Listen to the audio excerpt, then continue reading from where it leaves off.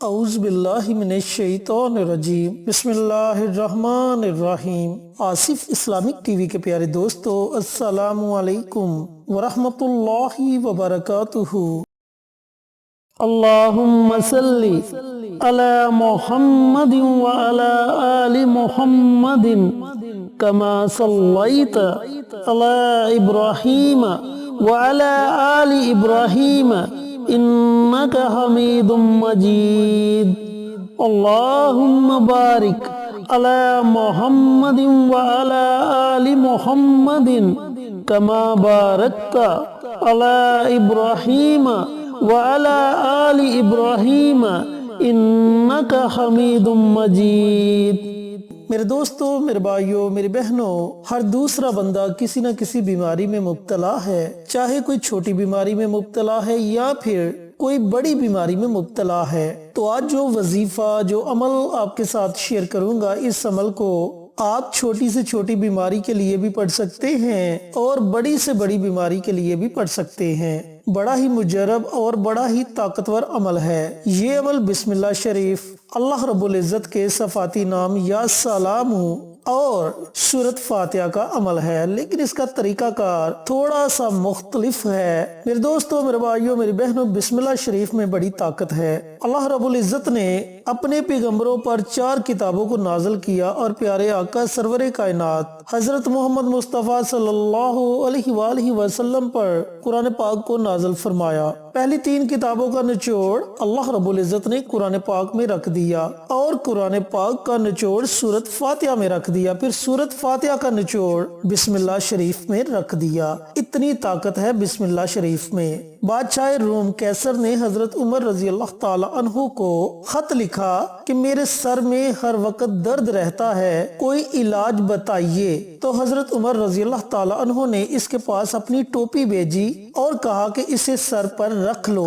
سر کا درد ختم ہو جائے گا۔ چنانچہ قیصر جب وہ ٹوپی سر پر رکھتا تو درد ختم ہو جاتا، اور جب اس ٹوپی کو اتارتا تو درد دوبارہ سے شروع ہو جاتا۔ اسے بڑا تعجب ہوا، تجسس سے ٹوپی چیری تو اس کے اندر ایک رکا پایا جس پر لکھا ہوا تھا بسم اللہ الرحمن الرحیم۔ یہ بات قیصر کے دل میں گر کر گئی، یعنی کہ اس کے دل پر اثر کر گئی، اور کہنے لگا کہ دین اسلام کس قدر معزز ہے، اس کی تو ایک آیت بھی باعث شفا ہے تو پورا دین تو باعث نجات ہوگا، لہٰذا اس نے فوراً اسلام قبول کر لیا۔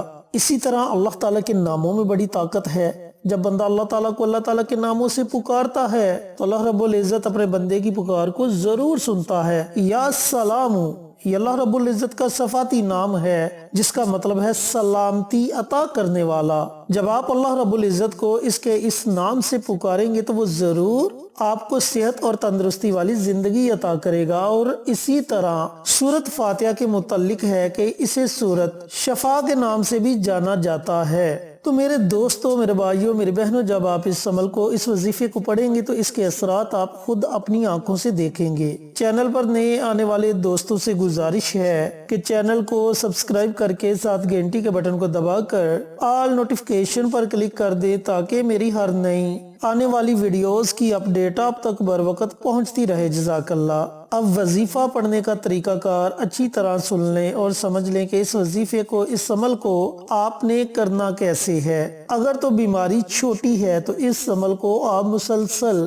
21 دنوں تک جاری رکھیں۔ اگر بیماری بڑی ہے جیسے کہ لا علاج بیماری، کینسر، شوگر، اس کے علاوہ اور بھی بہت سی بیماریاں ہیں، ہیپاٹائٹس سی، جگر کی بیماری، معدے کی بیماری، یعنی کہ بہت سی بیماریاں ہیں جو انسان کو لاحق ہو جاتی ہیں۔ اگر کوئی بیماری بڑی ہے تو پھر آپ اس عمل کو مسلسل 41 دنوں تک جاری رکھیں۔ اس بات کو اپنے ذہن میں بٹھا لیں کہ بیماری چھوٹی ہے تو 21 دن آپ نے یہ عمل کرنا ہے، اور اگر بیماری بڑی ہے تو پھر اس عمل کو آپ نے 41 دنوں تک جاری رکھنا ہے۔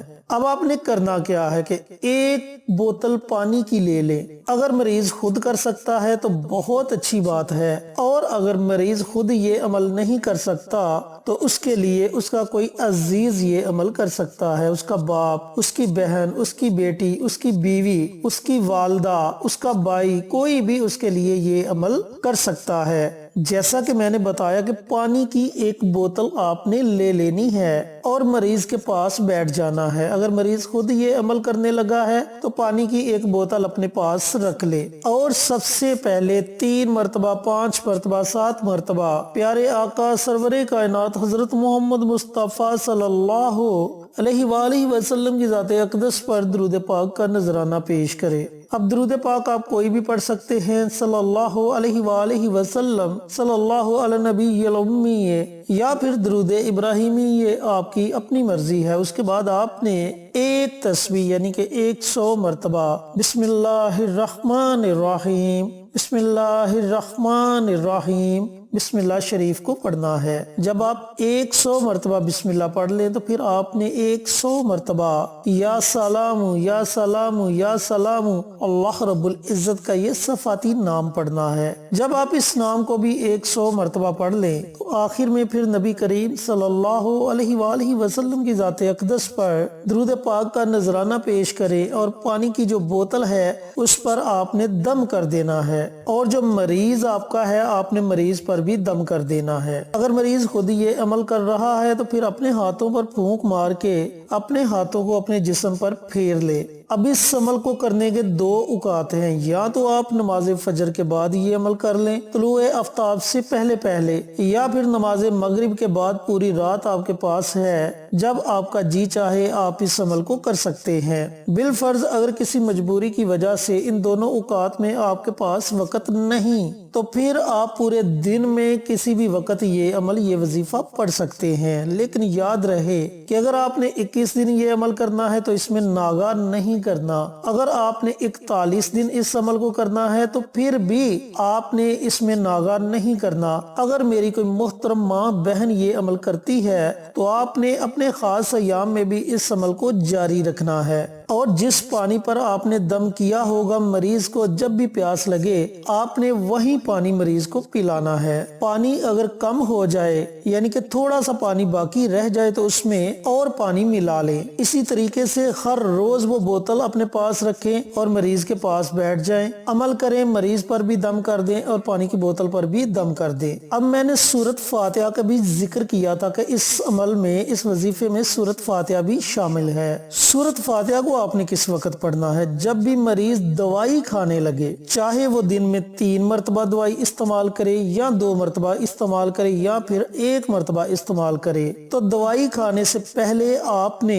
3 مرتبہ سورۃ فاتحہ پڑھنی ہے اور دوائی پر دم کر دینا ہے، یعنی کہ شروع میں ہی بسم اللہ پڑھنی ہے، پھر 3 مرتبہ سورۃ فاتحہ پڑھ کے دوائی پر دم کر دینا ہے۔ اس کے بعد آپ نے وہ دوائی دم کیے ہوئے پانی کے ساتھ کھانی ہے۔ پھر آپ دیکھتے جائیں کہ انشاءاللہ جیسے جیسے دن گزرتے جائیں گے آپ کے جسم سے بیماری ختم ہونا شروع ہو جائے گی۔ 41 دن ابھی مکمل نہیں ہوں گے کہ آپ کی بیماری جڑ سے ختم ہو جائے گی انشاءاللہ۔ لیکن دوستو، میرے بھائیوں، میری بہنوں، اس ویڈیو میں میں نے آپ کو ایک چھوٹا سا قصہ سنایا۔ اس قصے کے سنانے کا مقصد یہ تھا کہ ان کا یقین پختہ تھا تو انہیں آرام آ گیا۔ آپ کا بھی یقین اسی طریقے سے پختہ ہونا چاہیے۔ جس پختہ ارادے کے ساتھ آپ یہ عمل کریں گے انشاءاللہ اتنی جلدی آپ اس کے فوائد سے مستفید ہوں گے۔ تو اللہ رب العزت سے دعا گو ہوں کہ اللہ پاک میرے ان بھائیوں کو، ان بہنوں کو